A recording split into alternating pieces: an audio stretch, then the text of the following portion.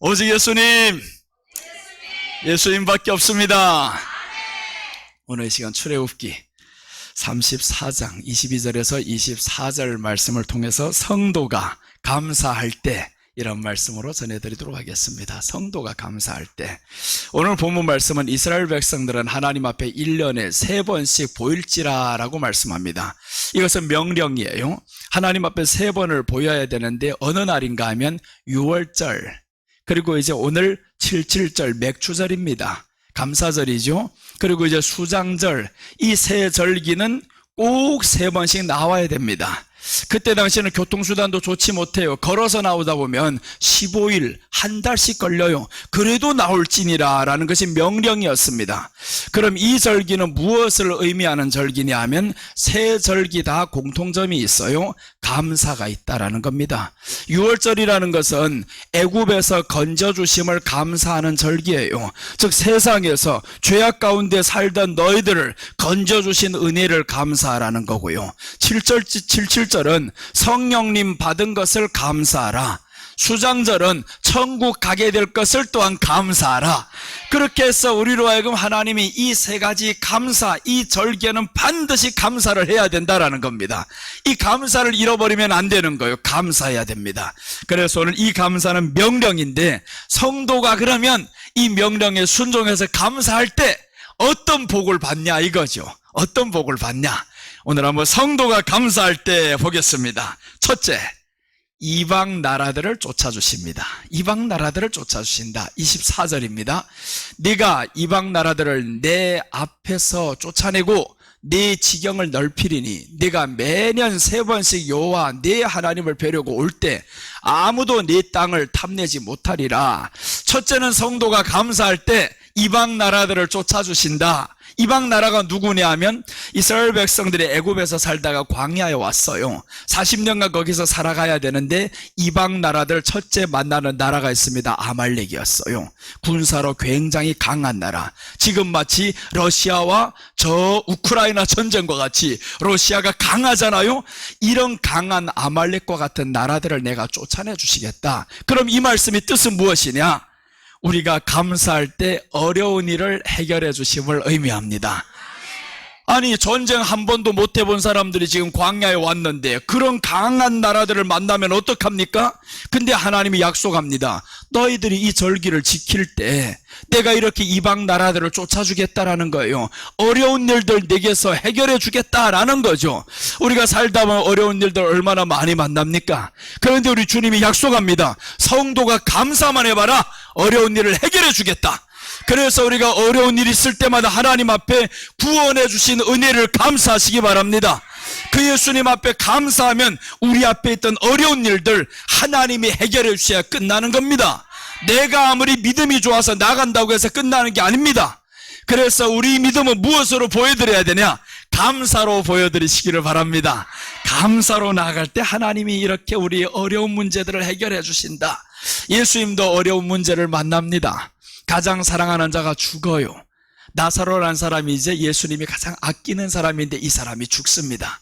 그런데 그 죽은 무덤 앞에 와서 예수님이 어떻게 기도하는가 봤더니 손을 하늘로 우러러 들어서 하나님께 감사하며 이렇게 말씀이 나옵니다. 하나님께 감사를 했다라는 거예요. 무덤 앞에 있는 환경, 죽음 앞에 있는 환경 앞에서 감사를 했어요. 왜 그러냐 하면 예수님의 인생은 감사로 시작했다, 감사로 마칩니다. 그게 바로 하나님이 우리에게 주시는 명령인 거예요. 예수님이 이 땅에 구원을 주시러 왔었고요, 성령을 주시러 왔었고, 또한 우리 성령 받은 사들로 하여금 천국에 보내시러 예수님이 오셨단 말이에요. 그러니까 예수님의 인생에는 감사로 시작했다, 감사로 마치는데 예수님을 믿는 우리들은 이제는 어떻게 해야 되냐? 그래서 우리가 하나님 앞에 죽음의 환경 앞에서 감사할 때 어려운 일들을 해결해 주신다라는 겁니다. 근데 여러분, 우리가 한번 아플 때 감사가 됩니까? 그럴 때 예수님의 이름으로 한번 감사를 하는 거예요. 주여, 이 질병이 있는 것 때문에 하나님 앞에 기도할 수 있어서 감사합니다. 여러분, 우리가 아플 때 그 아픔을 통해서는 감사가 안 나갑니다. 그런데 무엇을 감사해야 되냐면 그 아픈 환경을 통해서 기도할 수 있어서 감사합니다. 아픈 환경을 통해서 하나님 앞에 나올 수 있어서 감사합니다. 이게 가장 큰 감사죠. 그러니까 성도가 감사할 때 하나님이 이방 나라들을 쫓아주시겠다. 이 얼마나 좋은 일입니까? 이방 나라들을 쫓아주신다. 어려운 문제 해결해 주신다. 그러니까 우리가 하나님 앞에 감사하니까 계속 어려운 문제들을 해결해 주시잖아요. 어떻게 코로나 환경을 지나오면서 어려운 일이 없겠냐고요. 그러나 그때마다 하나님 앞에 계속 감사를 합니다. 또 감사로 심고 또 감사로 나아가고, 그랬더니 하나님이 다 해결해 주셨잖아요. 어려운 문제를 우리가 감사로 나아갈 때 해결해 줍니다. 어떤 사람은 이렇게 말씀합니다. 목사님, 너무 어려워서 힘들어서 감사할 헌금도 없어요. 먹고 살기도 빳빳합니다. 이런 사람들이 있어요. 먹고 살기 빳빳하면 너희가 내년에 심을 것들 다 퍼먹어야 되겠냐고요. 아니잖아요. 힘들고 힘들수록 내년에 심을 것을 계속 내가 굶으면서도 참으면서 그 심는 것을 남기는 거예요. 그게 바로 우리 감사라는 겁니다. 그래서 성도에게 감사가 메마르면 그때부터는 어려운 일들 점점 많아집니다. 자, 우리 성도의 삶에는 어려운 일들 점점 없어지기를 바랍니다. 그게 바로 성도가 감사할 때예요. 오늘 감사주일이어가지고 이렇게 많은 것들을 하나님 앞에 많이 드렸어요. 많이 드렸어요. 이거 여러분들 심은 거예요? 아니잖아요. 심은 것도 아닌데 왜 이렇게 많이 드렸냐? 아무쪼록 감사하고 싶은 마음들이 여러 가지로 표현이 된단 말이에요. 그래서 하나님 앞에 감사함으로 나오는 것을 하나님도 기뻐하지만 여러분도 얼마나 감사하냐고요. 그래서 우리 마음에 감사가 넘칠 때 더욱 큰 복이 많은데, 감사는 그럼 어떤 환경에서 하냐 하면요, 예수님의 감사를 한번 설명드릴게요. 예수님이 요한복음 6장에 보면 수많은 사람들이 몰려들기 시작합니다. 그런데 보니까 몇만 명이 와버렸어요. 아니, 그런 광야에서 몇만 명이 오면 어디서 그것을 먹이냐고요. 하루 종일 설교를 하다 보니까 사람들이 다 배고파요. 예수님이 물어봅니다. 먹을 것이 있느냐? 그랬더니 아무도 대답하는 사람 없어요. 누구도 가져오지 않겠다, 그 말이죠. 그런데 어떤 어린아이가 먹을 것을 가져옵니다. 보리떡 5개와 물고기 2마리 뿐입니다. 이것밖에 없습니다. 그런데 예수님은 그 보리떡 2개, 5개와 물고기 2마리로 무엇을 하냐? 그 앞에 있는 환경, 수만 명의 환경 앞에서 그것을 가지고 감사를 했다라는 거예요. 자, 그래서 감사라는 것은 환경을 보고 하는 것이 아니라 있는 것을 보고 감사하는 겁니다. 여러분, 우리가 환경 해결됨으로 인해서 어떤 사람들 감사하는 사람이 있어요. 아닌 거예요. 내 있는 것에서 감사하는 것이 감사라는 겁니다. 우리에게 지금 있는 것이 없냐고요. 오늘 점심도 풍성하게 먹을 수 있어요. 이렇게 먹을 수 있단 말이에요. 그럼 이것으로 감사해야지 왜 내년에 주실 것을 인해서 하나님 앞에 그걸 주시면 감사하겠다고 하냐고요. 그 수만 명이 지금 이 앞에 다 먹지 못하는 환경입니다. 환경을 보는 게 아니고 내 앞에 있는 현실은 지금 떡 5개를 드린 사람이 있다. 그럼 그것으로 인해서 감사하자. 그랬더니 오병이어의 기적이 일어났어요. 여러분, 우리가 있는 것으로 인해서 감사하시기를 바랍니다. 감사는 없는 것이 생겼을 때 하는 게 아니에요. 있는 것으로 하는 것이 감사다 이겁니다. 꼭 미련한 사람들은 그렇게 말씀합니다. 하나님이 주시면 하리라고, 주시면 하리라고. 그 사람은요, 평생 가도 주신 줄 모릅니다. 왜 그러냐면 내 앞에 환경은 계속 쓸 일만 있거든요. 주셔도 또 쓸 일이고 주셔도 또 쓸 일이고. 그러니까 너는 감사라는 걸 모르고 살아간다. 그런데 우리 앞에 있는 것을 보면서 이 주신 것이 하나님이 주신 겁니다. 있는 것이 하나님이 주신 것이에요. 그럼 그것으로 감사해야지. 그럼 하나님이 더 주시겠다라는 거예요. 더 주시겠다. 여러분, 이렇게 풍성하게 받으시는 사람들 되시기 바랍니다. 있는 것까지 빼앗기는 바보가 되면 안 되는 겁니다. 있는 것에 하나님이 흔들어서 주겠다고 하잖아요. 흔들어서 주겠다. 그게 뭐냐 하면 먼저 주라예요. 먼저 주라. 그게 하나님이 우리에게 감사할 수 있는 이 믿음을 주셨습니다. 그러니까 우리에게는 믿음이 있어요. 그 믿음으로 우리는 이제 뭘 해야 되냐? 먼저 감사를 하자 이거예요. 성도가 감사할 때 어려운 일을 해결해 주십니다. 여러분 삶에 어려움이 있어요? 질병이 왔어요? 하나님 앞에 감사하세요. 그 질병이 해결이 됩니다. 왜 자꾸 오랜 질병을 끌고 가냐? 감사가 사라지면 질병이 계속 오래 가는 거예요. 죽음의 환자 앞에서 예수님이 뭐라고 말씀하냐? 감사를 합니다. 내게는 금과 은은 없다. 베드로와 요한이 말씀합니다. 금과 은 줄 것은 없다. 그러나 나사렛 예수 그리스도의 이름이 있다. 여러분 우리에게는 금과 은은 없어요. 그러나 금과 은으로 사람들 해결하려고 합니다. 문제만 생겼다. 아픔이 왔다. 금과 은으로 해결하려고 해요. 돈만 있으면 되지. 마지막에 병이 들면 돈이 있어야 병원을 가지. 그러나 예수님 앞에 나아가는 것은 감사로 나아가는 겁니다. 감사로 나아갈 때 주님이 고쳐주시면 끝나는 겁니다. 혈루병 여자가 그 많은 돈을 가지고 모든 의원을 다 찾아 돌아다녔어요. 그런데 고침받았냐고요. 돈을 다 써버렸습니다. 이젠 찾을 사람도 없어요. 그때 예수님께 왔어요. 한 방에 해결되잖아요. 예수님께 왔더니 한 방에 해결되는데, 그래서 우리가 우리 마음과 믿음이 예수님께 향하시기를 바랍니다. 그러면 어려운 일을 해결해 주신다 이거잖아요. 어려운 일을 해결해 주신다. 고린도후서 9장 10절 보시면 이런 말씀이 나와요. 심는 자에게 씨와 먹을 것을 주시는 이가 너희가 심을 것을 주사 풍성하게 하시고, 심는 자에게 뭘 주신대요?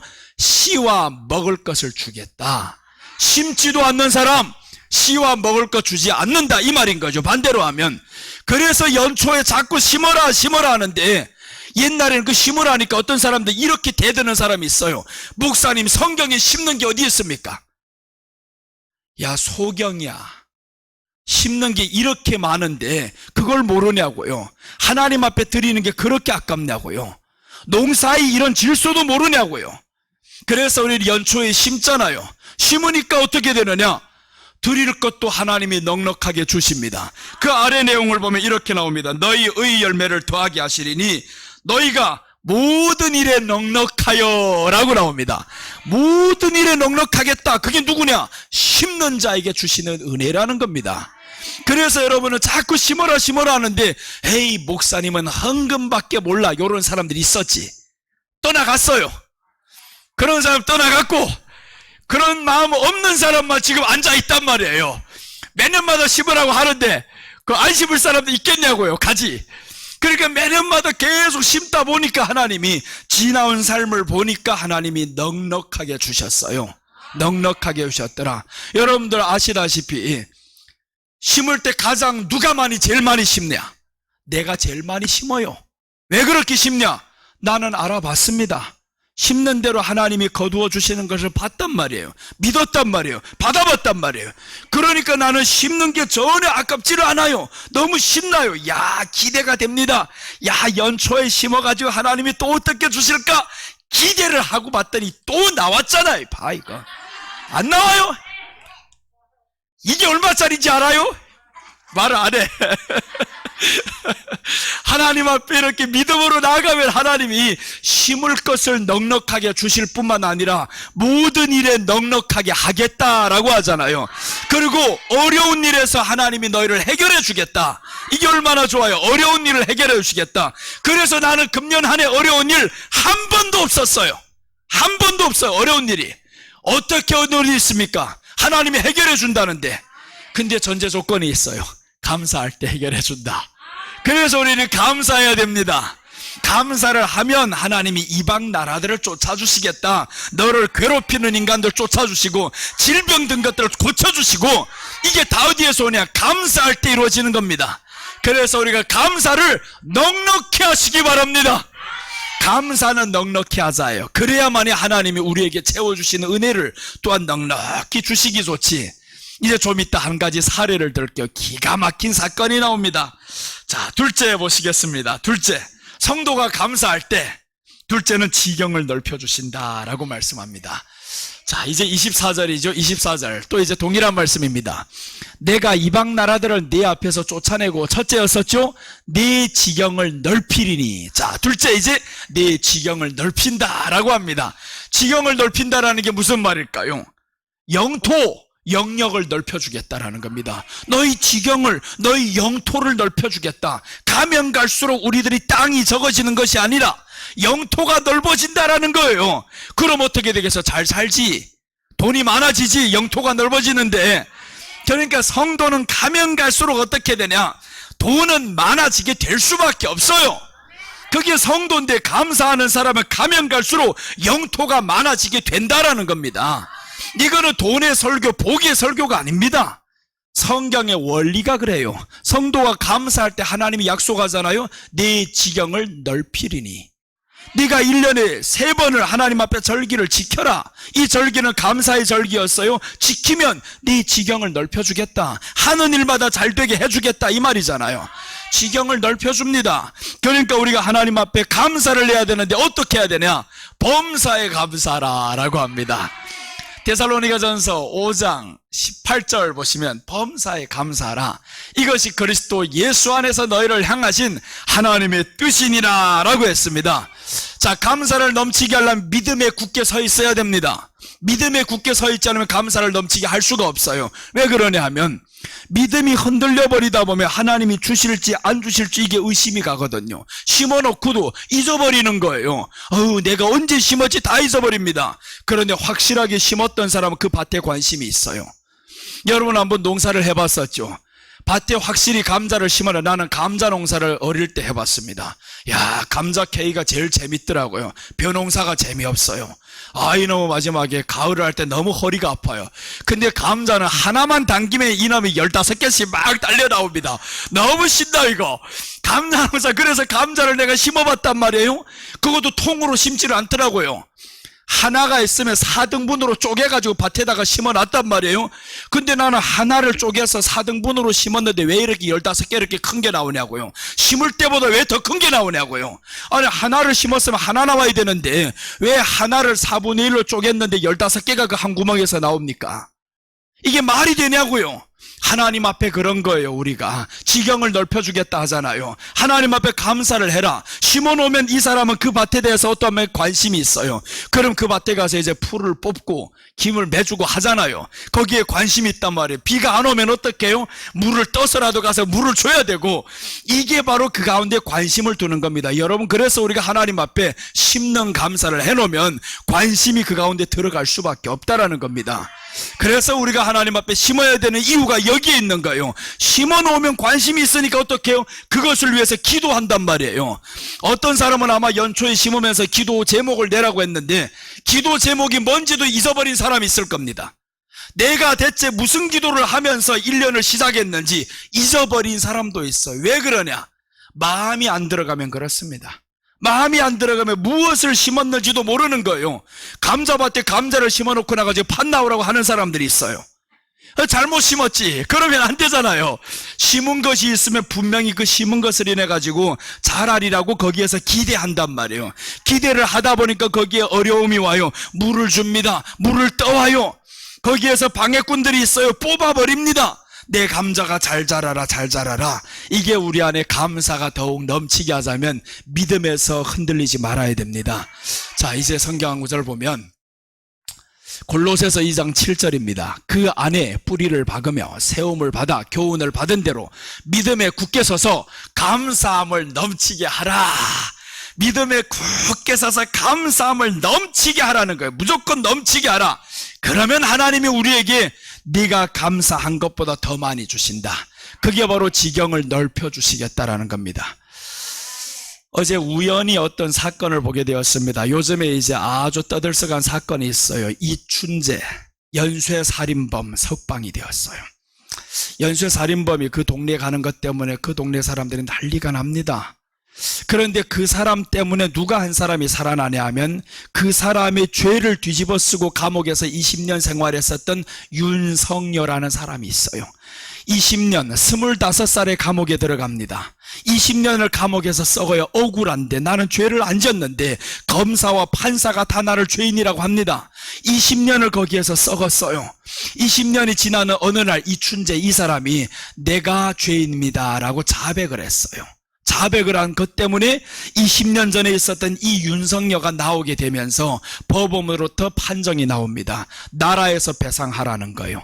이 사람이 인생 이렇게 감옥에서 썩은 것 나라에서 배상하라. 그래서 결국에 나라에서 18억 6천만 원을 배상합니다. 이래 나오면서 이 사람은 왜 나올 수 있었을까? 나올 수 있었던 이유는 하나입니다. 이춘재가 죄를 자백했어요. 억울함이 이게 모든 게 사라집니다. 그러면서 이 사람에게 어떤 기자가 와서 물어봅니다. 그 돈을 받은 것 어떻게 쓸 거냐고 이렇게 물어봐. 이 바보 같은 게 이제 금방 나온 사람에게 그 돈에 네가 관심을 가지냐? 그 인생이 그 감옥에서 억울하게 그 모든 누명을 써가지고 살아왔던 세월이 얼마나 안타깝냐고요. 그런데 여러분 여기에서 한 가지가 있습니다. 똑같은 사건이 일어났어요. 우리들 주변에서 일어나고 있습니다. 우리를 위해서 억울하게 누명을 쓰신 한 분이 있어요. 그분은 죄가 없었습니다. 죄가 없었는데 그분이 죄가 언제 누명을 벗겨지냐면 죄를 지었던 내가 죄를 인정할 때 내가 바로 그 죄인이었습니다. 그럴 때 그분은 누명을 벗는 거예요. 그분이 누구냐? 예수님이잖아요. 예수님이라는 거예요. 예수님이 우리를 대신해서 그 누명을 썼단 말이에요. 유대인이 죄패, 유대인이 왕, 예수님이 십자가에 못 박혀야 될 죄는 없습니다. 가장 극악무도한 이 죄인과 둘 같이 십자가에 못 박히는데 예수님은 죄인이 아니었었는데 그런데 로마 법정에서는 죄인이라고 합니다. 수많은 사람들이 저를 죽여라고 합니다. 억울하게 죽었어요. 죄인이라고 죽었습니다. 하나님까지도 죄인이라고 합니다. 왜 그러냐? 네가 그 사람들이 죄를 담당했잖아. 네가 그 사람들이 죄를 지었으니 너는 죄인이야. 네가 이춘재의 죄를 담당하고 지금 감옥에 왔으니까 너는 지금 죄인이야. 맞습니다. 그 사람의 죄를 누명 썼습니다. 그런데 법원에서 땡땡땡 해줬습니다. 무죄 석방이다. 그러는 순간 이 사람은 이제 세상에 나와서 너무 보니까 달라졌어요. 그 모습을 보면서 야, 내가 참 우리가 바로 그런 사람이 아니었냐. 내가 만약 이춘재라면 내가 하나님 앞에서 이렇게 회개했을 때 내가 내 죄를 자백하니까 윤석열 억울했던 이 사람이 삶이 보상받는구나. 우리가 하나님 앞에 회개함으로 나아갈 때 감사함으로 나아갈 때 그럴 때 예수님이 우리를 위해서 희생해 주신 그것이 보상받는 느낌이 아니겠냐고요. 그걸 생각하면서 주님의 사랑에 너무 감격했어요. 나를 위해서 억울한 누명을 쓰셨던 예수님 고맙습니다. 그 예수님은 수천 년 동안 나를 위해서, 그러니까 예수님은 누가 가장 감사하냐? 나를 억울하게 죽었었지만 나를 알아주는 그 사람이 가장 고마운 거예요. 그러니까 성도가 감사할 때 예수님이 우리를 얼마나 고맙게 생각하겠냐고요. 야, 네가 이렇게 죄를 인정해 주니까 내 누명을 벗는구나. 윤석열가 이러더라고요. 나를 유일하게 알아준 한 사람이 있다라는 거예요. 유일하게 나를 믿어준 한 사람. 그 사람은 내가 잊을 수 없습니다. 그 사람의 이름은 바로 교도관이었습니다. 박종덕 교도관입니다. 이러더라고요. 박종덕 교도관, 나를 유일하게 내가 죄인이 아님을, 내가 살인 안 했음을 믿어준 한 사람이었습니다. 이게 바로 누구였어요? 예수님은 죄인이 아닙니다. 내 죄를 뒤집어 썼습니다. 유일하게 믿어준 그 한 사람을 끝까지 기억했던 윤석열하면 예수님이 우리를 향해서 내가 너희를 위해서 그렇게 죽었다. 너희 죄를 이렇게 뒤집어 쓰고 죽었다. 그런데 우리가 나는 죄인입니다. 그것을 인정하는 순간 더 나아가서 내 죄 때문에 죽어주신 예수님, 내 모든 삶의 것을 하나님 앞에 감사로 나아갑니다 했을 때 그 한 사람이 얼마나 고맙냐고요.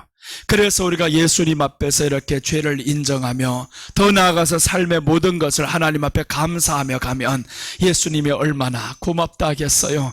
고맙다. 그래서 윤석열을 보니까 지금은 감사밖에 없더라고요. 야, 20년을 그곳에서 썩다 보니까 밖의 세상을 보니까 너무 달라지고 너무 좋다라는 거예요. 자유함을 입은 그것이 너무 감사합니다. 여러분, 우리가 주님 앞에 이제 남아야 할 것은 감사밖에 없어요. 감사밖에 없어야 됩니다. 그래서 하나님이 지경을 넓혀주시겠다라고 하는데 요즘 이 세대는요, 감사가 사라지는 시대가 되어버렸어요. 감사가 사라집니다. 이렇게 좋은 땅에서 살아가면서 감사가 없잖아요. 감사가 없는 이유는 하나입니다. 남들과 비교해서 그래요. 자꾸 비교를 하다 보니까 10명의 문둥병자가 누가복음 17장에서 예수님께 찾아오는데 10명 다 고침받았어요. 그런데 한 명만 돌아옵니다. 9명은 어디 갔느냐 물어보더라고요. 그 말씀이 뭐예요? 감사는 왜 한 명밖에 하지 않느냐? 9명 다 고침받았는데 왜 감사는 한 명밖에 없냐? 10명 다 구원받았는데 왜 감사하는 사람은 그 한 사람밖에 없냐 이거죠. 그래서 우리는 10명의 문둥병자가 다 구원받았으면 다 감사하시기를 바랍니다. 다 감사를 하면 주님이 지경을 넓혀주시겠다라고 하잖아요. 민수기 21장에 보면 감사를 잃어버린 백성들이 나와요. 이 사람들이 바로 이스라엘 백성들이었었는데 광야를 지나다 보니까 물이 없어요. 원망과 불평을 합니다. 근데 그 물이 없었던 게 한 번, 두 번이 아니에요. 너희들이 처음에 저 광야를 거쳐올 때 저 홍해를 지나서 처음부터 물이 없어요. 그러니까 반석에서 하나님이 물을 냈는데 그 모든 은혜를 잊어버리고 또 원망하고 불평을 합니다. 그러니까 하나님이 뱀을 보내가지고 물어 죽이게 만들어요. 자, 여기에서 보면 원망과 불평은 있는 것도 빼앗긴다 이거예요. 원망과 불평하면 내게 있는 그것도 빼앗기게 만든다. 네가 지금 남은 건강이 있지, 원망과 불평하면 그 남은 건강도 빼앗기고 남은 물질도 빼앗긴다. 이게 바로 성경이 주는 교훈입니다. 그러니까 우리가 원망 불평하는 사람이 없어지기를 바랍니다. 사무엘하 3장 1절에 보시면 사울의 집과 다윗의 집에 대해서 말씀을 하는데, 자, 한번 보시겠습니다. 사울의 집과 다윗의 집 사이에 전쟁이 오래매 다윗은 점점 강하여 가고 사울의 집은 점점 약하여 가니라. 전쟁이 오래 갑니다. 사울의 집과 다윗의 집이 오래 가는데, 그런데 왜 사울의 집은 이렇게 점점 약하여 가고 다윗의 집은 점점 강하여 갈까? 차이점은 하나예요. 다윗은 감사밖에 없었고 사울은 원망밖에 없었습니다. 사울에게 있어서는 감사가 없어요. 다윗이 목숨 걸고 나가서 골리앗을 죽이고 왔으면 얼마나 감사를 해야 됩니까? 그런데 사울은 원망합니다. 저것이 이제 빼앗을 건 내 왕위밖에 더 있겠느냐, 내 자리밖에 더 있겠느냐. 그러니까 고운 시선으로 안 보는 거예요. 원망과 불평이 차기 시작하면 좋아지는 환경도 좋게 안 봅니다. 그럼 빼앗깁니다. 그래서 우리가 오늘 여기에 다윗의 집은 점점 강하여 가고 사울의 집은 점점 약하여 가니라. 요즘 들어가지고 그렇죠. 사람들 보면요, 믿으면 믿을수록 점점 집안이 쪼그러드는 집안이 있고, 믿으면 믿을수록 점점 집안이 늘어나고 점점 화목해지고 풍성해지는 집안이 있어요. 쪼그러드는 집안은 뭐냐? 감사를 잃어버리면 쪼그러듭니다. 여러분, 우리들의 삶은 점점 풍요로우시기를 축복합니다.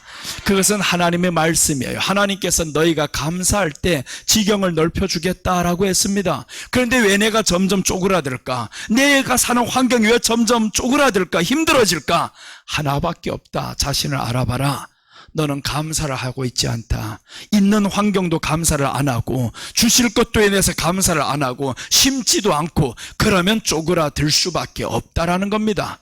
그러니까 여러분, 우리가 환경은 분명히 하나님이 복음이 들어간 곳에는 물질이 따라가게 되어 있어요. 그래서 나는 처음부터 그러잖아요. 나는 부자라고, 나는 돈이 많은 사람이라고. 왜 그러냐? 내 안에 예수님이 들어왔는데, 예수님을 의지하고 사랑하는데, 그럼 어떻게 돼? 너는 부자로 살아갈 수밖에 없어.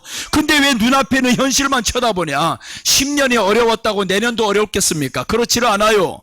지나온 세월을 어렵게 살았습니다. 그러나 너희 안에는 예수님이 있어. 뿌리가 깊이 박힐 뿐이야. 그게 뿌리가 깊으면 깊을수록 나무는 크게 자란다.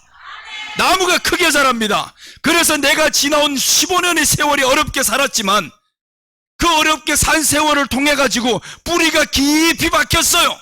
그러니까 미래를 바라보니까 나는 어마어마한 부자가 되는구나. 이게 그림 그려지지 않냐고요. 여러분, 그래서 지나온 세월이 이제 주님 앞에서 감사하면서 나아가시기를 바랍니다. 어려움의 세월이 있어요. 그래도 감사하며 나가세요. 그럼 하나님이 우리에게 주실 축복은 상상도 못합니다. 그림 그려봐도 됩니다. 달라는 대로 다 주십니다. 왜 그렇게 하냐? 성경에서 하나님이 믿음으로 구해라 하잖아요. 믿음으로 구해라. 너희 안에 예수님의 나라가 있으면 지경을 넓혀주겠다. 영역과 영토를 넓혀주겠다. 그러니까 넓혀질 수밖에 없는 게 우리들의 인생이다 이겁니다. 가난하다 생각하지 말아야 되는 거예요. 이제는 하나님이 주실 것을 미리 보세요. 미리 보는 사람은 뭐 하겠어요? 심는 거지. 또 심어, 또 심어, 또 심어. 그렇게 하다 보면 하나님이 넉넉하게 주십니다. 그래서 나는 여러분들 11조가 계속 늘어나기를 바라는데 줄어드는 사람이 있어 없어? 줄어들면 안 되는 거. 계속 늘어나. 세상도 지금 임금이 계속 올라가는데 왜 내 월급이 줄어드냐, 이게 말이 되냐고, 이게. 그러니까 우리가 세상에서 왜 줄어드느냐, 감사가 식어버리면 하나님이 지경을 넓혀 안 준다 이거예요. 그러니까 하나님 앞에 감사 회복하시고, 감사하는 사람은 더욱 감사하시고, 그러면 우리는 하나님 앞에 부하게 살 수밖에 없습니다. 자, 예레미야 29장 11절 한번 봅니다. 여호와의 말씀이니라. 너희를 향한 나의 생각을 내가 아나니 평안이요 재앙이 아니니라. 너희에게 미래와 희망을 주는 것이니라. 하나님이 말씀하잖아요. 여호와의 말씀이니라. 이 말씀이 들어가는 것은 하나님이 우리에게 너무 정중하게 하시는 말씀인 거예요. 100% 믿어라, 이 말씀인 거예요. 100% 믿어라. 그러니까 그 믿어라는 말씀이 너희에게 미래와 희망을 주는 것이니라. 미래와 희망을 우리에게 주신다는데, 하나님의 말씀을 받은 사람들은 그래서 우리가 감사하면서 나아가야 됩니다. 미래가 있어요. 희망이 있어요. 얼마나 신나요.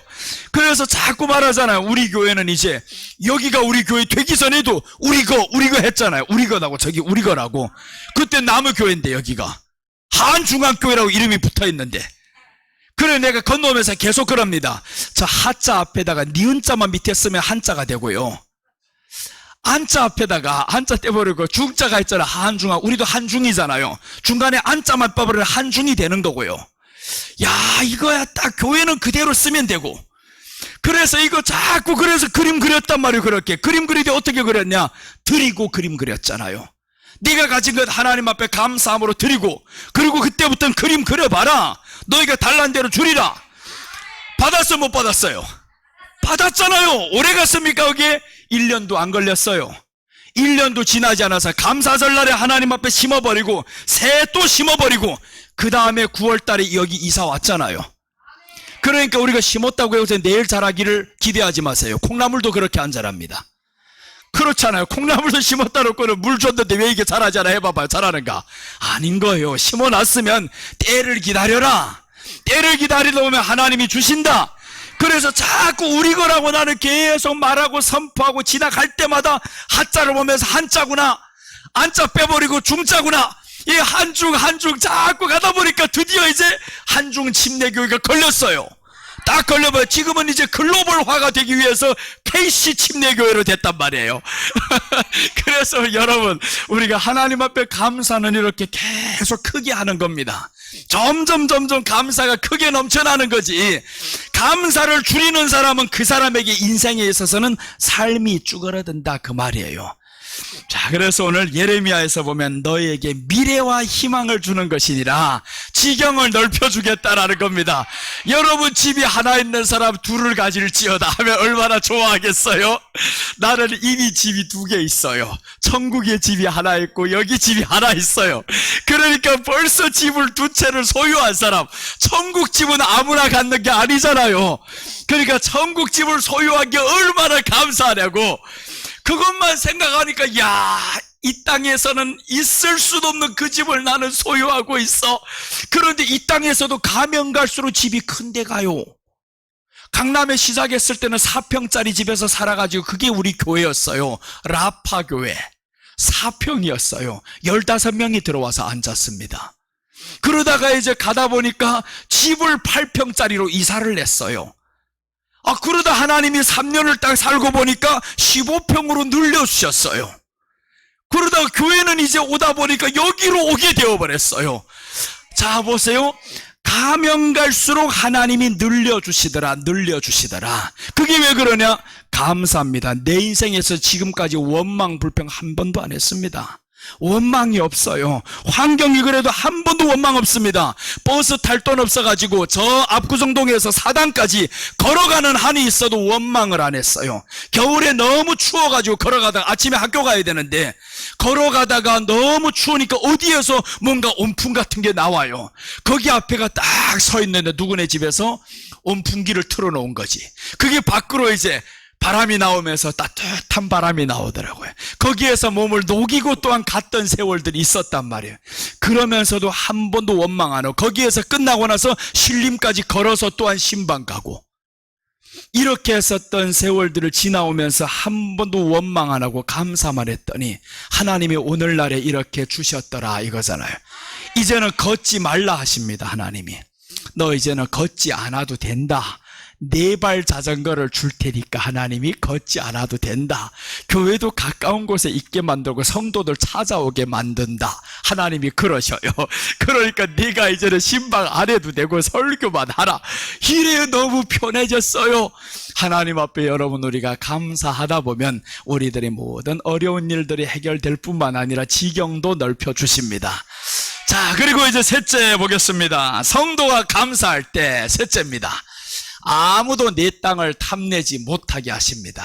아무도 내 땅을 탐내지 못하게 하신다. 24절 내가 이방 나라들을 네 앞에서 쫓아내고 네 지경을 넓히리니 네가 매년 3번씩 여호와 네 하나님을 뵈려고 올 때 아무도 내 땅을 탐내지 못하게 하리라. 자 보세요. 오늘 매년 3번씩 여호와 네 하나님 앞에 뵈려고 올 때 그럼 보세요. 매년 3번씩 남자들은 다 와야 됩니다.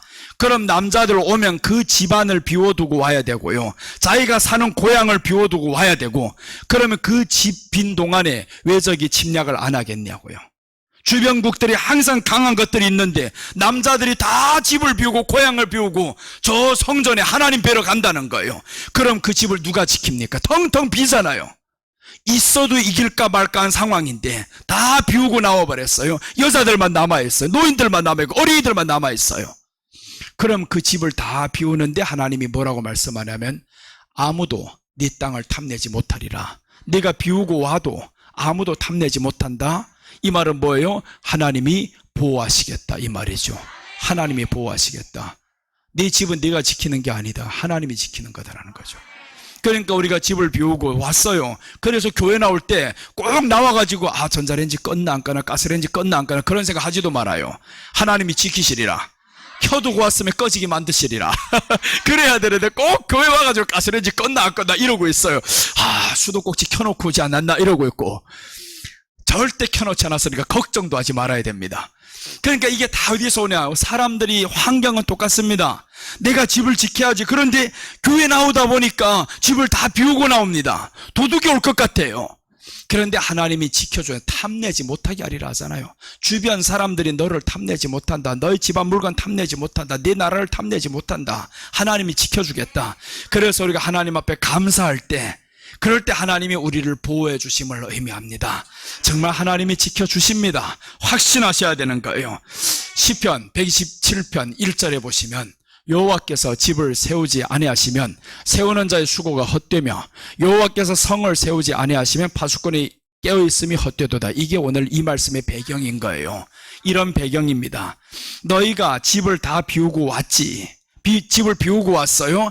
하나님이 집을 세우지 아니하시면 너희의 수고가 헛되다라고 하잖아요. 너희가 지켜도 네가 지킨다고 해가서 지키는 게 아니다. 파수꾼이 깨어있음이 헛되도다 하잖아요. 헛되다. 너희들 깨어있는다고 해가지고 저 침략자들 이기는 게 아니야. 집을 지킨다고 해가지고 네가 지키는 게 아니야. 하나님이 지켜주셔야 지키는 거야 라는 겁니다. 그래서 나는 교회에서 어떨 때 가끔씩 갈 때 이 깜빡깜빡해가지고 문을 열어놓고 갈 때가 있어요. 잠그지도 않고. 아침에 와보면 이상합니다. 도둑이 왔다 갔나? 왜 이렇게 문이 저절로 열려? 내가 땡땡땡 하는데 띠릭 하고 열려야 되는데 소리가 안 나요. 바로 열려버립니다. 여기 큰일 났다. 와보면 하나도 없어진 게 없어요. 우리 교회 제일 비싼 게 저 앰프예요. 저거 누구 들어갔나 싶어가지고 또 와서 봅니다. 있구나. 저거 하나 있네. 그래서 너무 비싼 거 갖다 두면 안 되겠더라고요.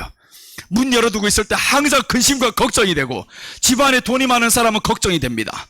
어제 보니까 그저께 집안에서 3억 현찰이 발견된 사람이 있어요.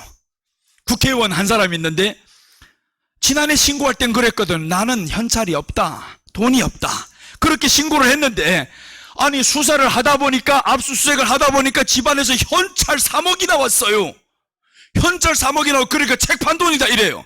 뻥까지 마라. 책 팔아서 어떻게 그렇게 많이 벌어. 그러니까 이게 다 사람들은 다 드러나는데 그런데 드러나면 또 어떻게 인정을 안 해요. 인정을 안 하고 가면 어떻게 되냐? 점점 비참한 꼴이 됩니다. 빨리 인정하는 게 나아요. 그래서 우리가 죄를 감추면 갈수록 점점 비참한 꼴이 된다. 돈을 왜 거기다 두냐? 하나님이 지켜 안 주잖아, 네 돈을. 근데 여러분들이 돈은 지켜주십니다. 왜 그러냐? 지경을 넓혀주실 뿐만 아니라 너희들이 재물을 어디에다 쌓았냐면 성경에서 말씀하죠. 너희들이 재물을 땅에다 쌓지 말고 하늘에다 쌓아라. 그러면 너희 재물이 동록이 나지 않으면 녹이 나지 아니않고 지켜주리라. 그러니까 우리가 감사함으로 하늘에 쌓아야 돼, 안 쌓아야 돼요? 이제 시험들 사람 있으면 한 방에 다 쳐버린다. 자꾸 시험 들어. 시험들 사람 있으면 다 갔어요 지금. 신다 이제. 자꾸 헌금 설교하면 시험 들기만 해봐. 이제 시험 들 사람 없잖아요. 그 얼마나 신나냐고요. 하나님 앞에 이렇게 드리면 안전하고, 그런데다가 하나님이 또 채워주시고 얼마나 신나. 나는 그래서 지금 하나님이 주실 게 기대가 되는 거. 이제 얼마나 하나님이 주실지. 목사님 뭐해서 주실 건데요?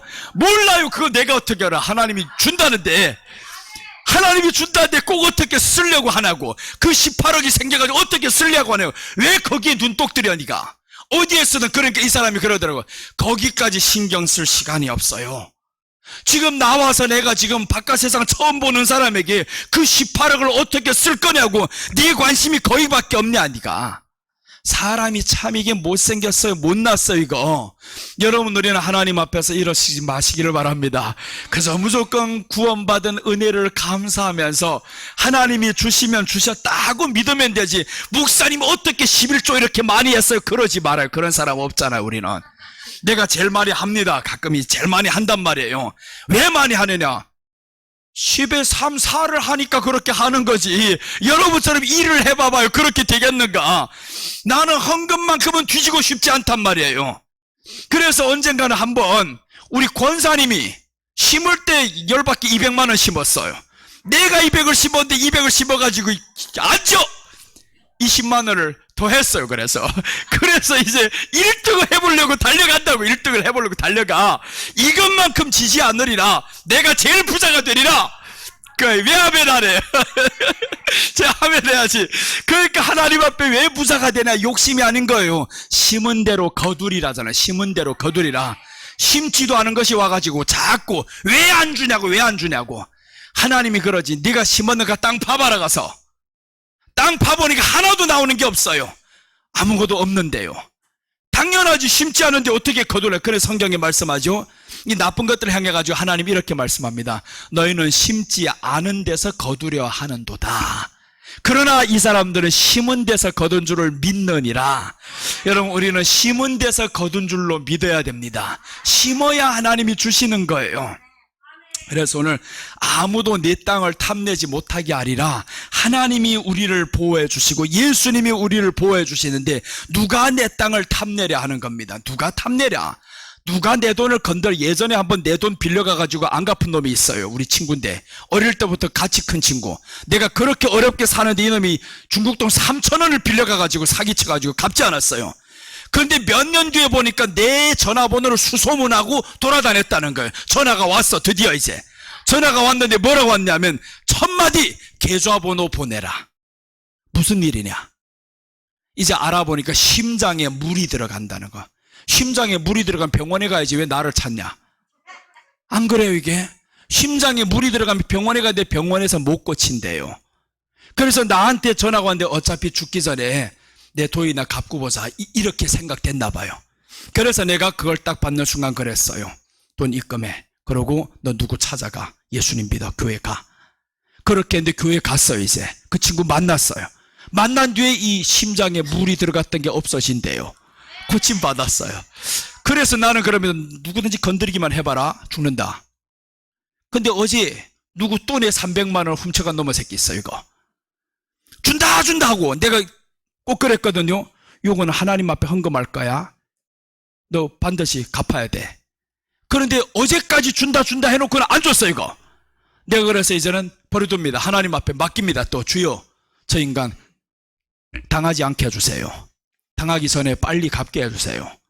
내가 손을 안 대도 하나님이 손대겠다 그래요. 왜 그러냐면 하나님이 내 파수꾼이고 하나님이 나를 지켜주시고 내 성을 지켜주는데 내 금고가 줄어들게 하지 않는다.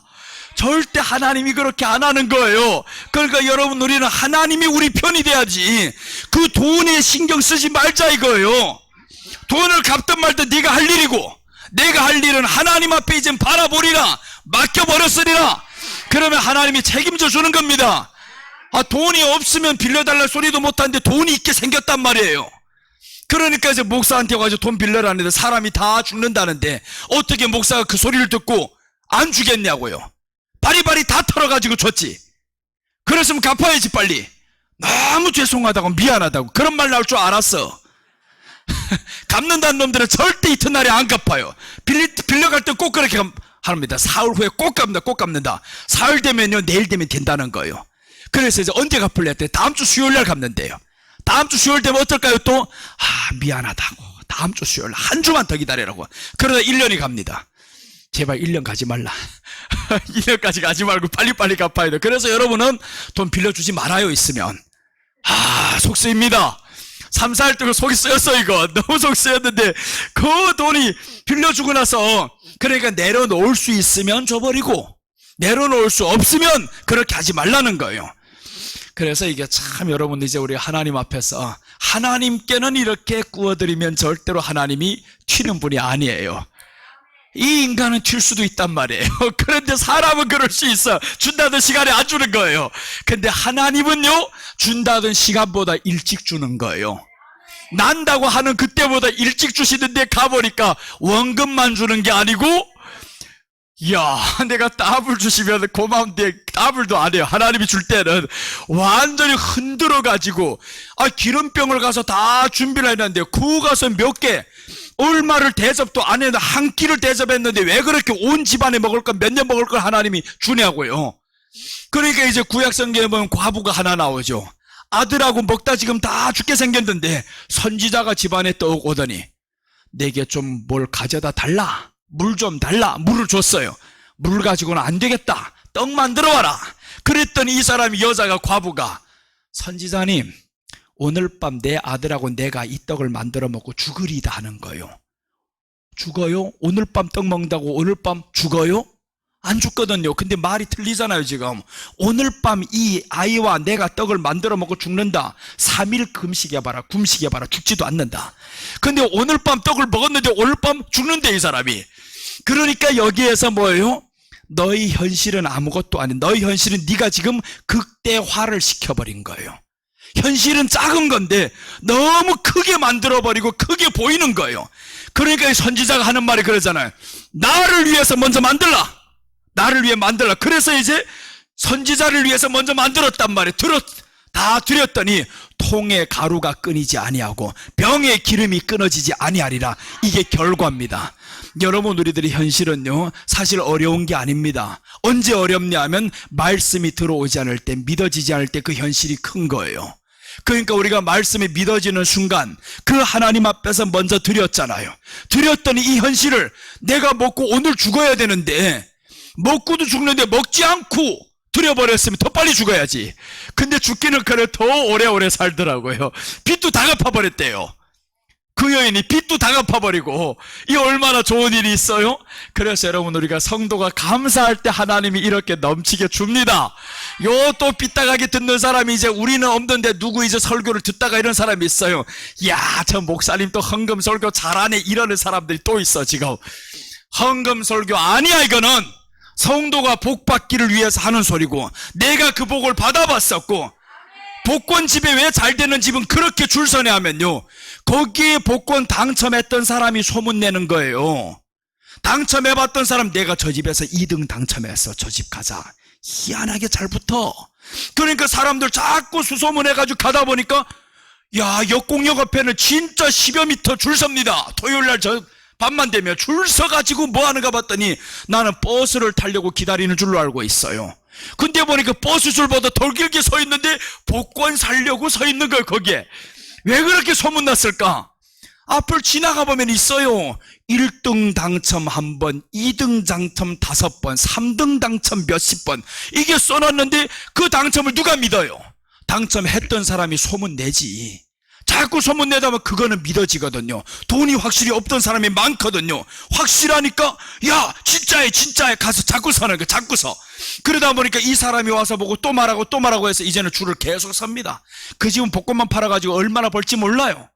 복권요 1등 당첨은 벼락 맞는 것보다 더 어렵대요. 벼락 10번 맞는 것보다 복권 한 번 당첨되는 게 어려운데 왜 그 사람들이 거기에 가 설까? 이렇게 전하는 자의 위력입니다. 받은 자의 위력이 그렇게 중요한 거예요. 받은 것에는 확신이 있거든요. 여러분 우리가 받은 것에 확신이 있으니까 나는 받은 것에 너무 확신이 있으니까 이렇게 말하는 거예요. 근데 받아보지 못한 사람들은 우리하고 거리가 먼 사람, 여러분 지금 가까이서 듣잖아요. 그러니까 믿어진단 말이에요. 그 소리가. 옛날에 강남에서 이걸 처음 했을 때 보세요. 그렇게 목사님 떠나지 않으리라고 맹세를 했던 집사가 요것 때문에 떠나버리잖아요. 심는 게 뭐가 그렇게 큰 거여 가지고 떠나냐고. 없으면 안 씌우면 되지. 적게 씌우면 되지. 왜 떠나? 돈 때문에 떠나잖아요. 안 믿어지거든요. 떠나. 괜찮아. 믿는 사람들이 있으면 돼. 나는 확실히 체험을 하리라고. 그때까지는 받은 것도 아니에요. 받은 것도 아닌데 한번 잘 돼버리려고 시행을 했다면 말씀 받았으니까 이 말씀에 적혀 있으니까 시행을 했잖아요. 하다 보니까 이게 몇 년이 지나가는데 어려움이 끝나지를 않아요. 마음에 흔들리지. 왜 자꾸 심는데 이렇게 어려움이 끝나지 않아. 그런데 훗날에 보니까 이제 방금 전에 성경 읽었잖아요. 믿음에 굳건하게 서야 된다. 흔들리지 말아야 된다. 흔들리지 않고 있으면 감사함을 넘치게 하라. 그랬더니 감사함을 넘치게 했더니 이제는 보세요. 부족함이 없게 됐습니다.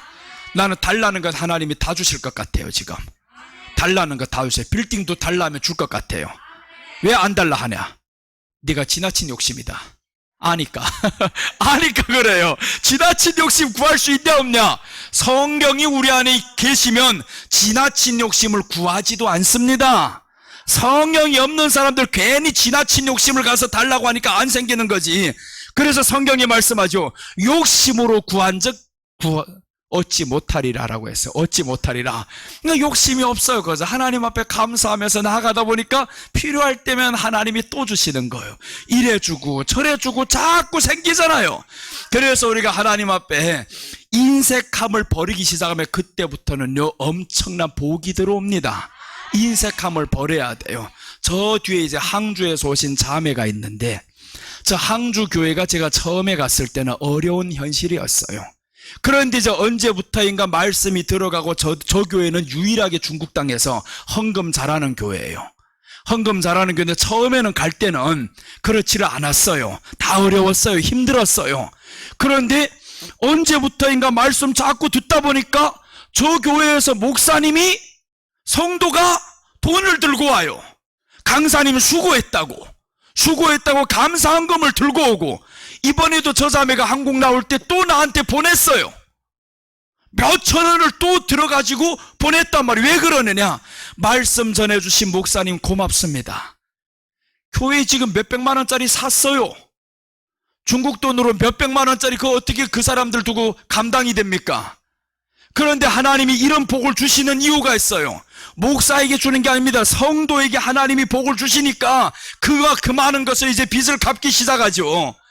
그러니까 하나님 앞에 자꾸 감사를 하다 보면 하나님이 채워주고 하는데, 내가 옛날에 이제 중국 땅에 갔었던 그 어느 땅이 하나 있는데 그 가난한 지역에 가보고 싶어야 뭐 어떻게 됐는가. 그 할머니들이, 그 할머니가 평생을 모아뒀는지 뭔 100원짜리가 그렇게 기름기가 많은지 몰라요. 야, 그렇게 기름기 많은 그 100원짜리를 이 안에서 꺼내가지고 오는데 200원을 들고 왔어요. 그 200원을 쫄깃쫄깃하고 살에 붙은 기름이지. 자꾸 이 안에 들었다 넣었다 이제 다른 데 두면 잃어버릴까봐 여기에다 두고 이 주머니를 어디에다 만들어요? 팬티에다가 주머니를 만들어요. 여기다 만들면 도둑놈이 너무 많아서 안 돼. 중국에는 옛날에 도둑놈이 많아서 안 되니까 팬티까지 네가 벗겨갈 수는 없지. 그래서 팬티에다가 주머니를 만들어가지고 여기다 돈 넣고 다녔단 말이에요. 그 돈이 은혜 받고 나니까 나온 거예요. 그 돈이 은혜 받고 나서 200원을 전부를 다 가져오고 내게 가져왔어요. 말씀에 은혜 받고 너무 펑펑 울고 좋아서. 그래서 그 할머니를 보면서 그 돈을 받았어. 안 받으면 또 안 됩니다. 괜히요 사랑이네 어쩌네 하고 받지 않으면 하나님의 복을 내가 가르챕니다. 그거 돈 때문에 받은 게 아니에요. 그래서 그 사람을 받고 축복 기도를 해주고 이 돈을 그 교회 목사님에게 줬어요. 당신네 교회 성도에 이런 훌륭한 사람이 있다. 말씀만 들어가면 성도들이 헌금하면 그때부터 성도들 잘 되는 길이다. 이건 심는 거다, 심는 거. 그때부터 심는 걸 가르쳤어요, 그 교회를. 항주도 마찬가지입니다. 남경도 마찬가지예요. 남경의 교회 내가 처음에 갔을 때 교회 하나밖에 없었습니다. 근데 지금은 4개가 생겼어요. 그러니까 그 남경의 교회 목사님은 나보고 자꾸 말하는 거예요. 우리 교회 목사래요. 우리 교회 목사. 야, 여기는 너희 교회라는 거예요. 난징 쪼후이스 니디야 니디야 하고 이러고 있어요. 니디야 니디야 하고. 거기 남경의 말은 이상하게 하잖아요. 자꾸 그래가지고 라오스야 니카이 라이바 하고 이러고 있단 말이에요. 자꾸 니디야 아니야. 내거 아니야. 내거가 있다면 말씀을 준 것뿐이야. 말씀을 주고 저희들은 넉넉하게 감사를 합니다. 그 사람들 유일하게 그때부터 드리기를 시작했어요. 드리기를 시작. 그래서 나는 거기 가면요, 내가 좋아하는 건 마음대로 말합니다. 나 이거 좋아한다, 저거 좋아한다, 저 과일 좋아한다. 그럼 강의 딱 마치고 나면 풍성하게 딱 쌓아둬요. 그게 누구 때문에 먹고 싶어 그런 게 아닙니다. 섬김을 저들에게 자꾸 보여주다 보니까 처음에는 이 사람들이 교회 돈을 가지고 사오려고 해요. 책망했지. 교회 돈 가지고 하려고 하지 마라. 성도를 개인 돈으로 하기 싫으면 하지 마. 딱 그래서 그래 속내버렸거든. 하지 마라 그렇게. 막 그래버렸던 사람들이 그때부터 자기 돈으로 사오는 거예요. 자기 돈으로 다 사오다 보니 기쁨이 배가 되는 겁니다. 배가 기쁨이 되다 보니까 이제는 마음에 너무 여유가 생겨요. 내가 오기만을 기다려요. 그죠? 그래서 이제 뭘 사줄까 밤에도 끝나고 나면 12시까지 퍼먹고 있어요. 또 9시 반까지 설교를 했는데 10시까지 그때 가서 이제 중국에 맛있는 거 따룽샹가 쇼룽샹 그거 엄청 맛있어요. 그것도 몇백 원짜리를 사와. 또 그게 다 어디에서 오냐? 섬길 줄 알아야만이 하나님이 복을 주시는 거예요. 그랬더니 이제 그 가난을 면하고 있잖아요. 중국 교회가 지금 왜 이렇게 이제는 부하게 돼? 아직까지 어려운 교회들이 많아요. 그거는 말씀을 가르치지 않고 섬길 줄 몰라 그래. 감사할 줄 몰라 그래. 그럼 평생 그 가난에서 면하지 못합니다. 여러분 우리 교회 성도들 보세요. 하나도 가난해 보이는 사람이 없죠. 찌그러든 사람 없어 보이잖아요. 왜 그러냐? 여러분들 삶이 바뀌었어요. 하나님 앞에 감사로 나아가는 사람은요 절대로 찌그러드는 상을 보이지 않습니다. 하나님이 모든 삶에 있어서는 네가 찌그러든 거는 얼굴에 나타나게 돼 있고 외모에 나타나게 돼 있어요. 그런데 우리가 하나님 앞에 감사함을 넘치게 하다 보면 찌그러든 얼굴도 다 펴지고요. 내 몸에 있는 모든 반응도 달라지는 거예요. 환경이 그러다 보니까 펴지지. 이래 다 펴지다 보니까 누가 성도들 여러분 보고 가난하다 그럽니까? 이제 없잖아. 가난하다 소리를 안 해요. 여러분 이렇게 우리가 하나님 앞에서 말씀으로 받고 감사로 나아갈 때 우리 체질 개선이 되어버리잖아요. 말씀이 안에 들어오다 보니까 이제는 모든 환경 속에서 우리는 이길 수 있으리라. 감사로 나아가잖아요. 드릴 것 없어도 드렸잖아요. 그러니 하나님이 어떻게 주셨냐? 얼마나 넉넉히 주셨겠어요. 얼마나 좋냐고요. 윤석열에게 이 나라에서 보상해주는 그 돈이 지극히 당연한 겁니다. 그 많은 보상을 하나님이 한 방에 다 해주잖아요. 여러분 우리가 하나님 앞에 섬기면 하나님이 보상해 주는데 내가 생각했던 것보다 훨씬 더 크게 보상해 주심을 믿으시기 바랍니다.